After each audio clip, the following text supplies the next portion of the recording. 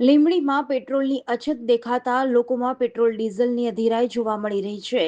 ત્યારે આ બાબતે ખાસ કરીને વાત કરવામાં આવે તો છેલ્લા કેટલાક સમયથી લીંબડી શહેર તેમજ આજુબાજુમાં આવેલ વિસ્તારના પેટ્રોલ પંપમાં પેટ્રોલ અને ડીઝલની અછત જોવા મળી રહી છે।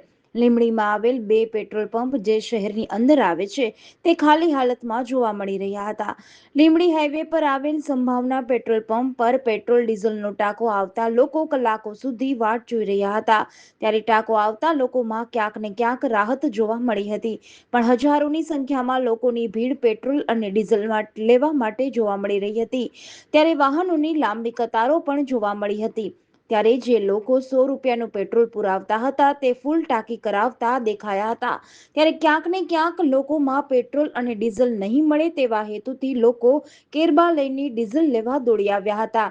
ત્યારે એવા દ્રશ્યો જોવા મળી રહ્યા હતા કે આવનારા સમયમાં પેટ્રોલ નહીં મળે, લોકોમાં ક્યાંક ને ક્યાંક પેટ્રોલ અને ડીઝલ માટે અધીરાઈ જોવા મળી હતી।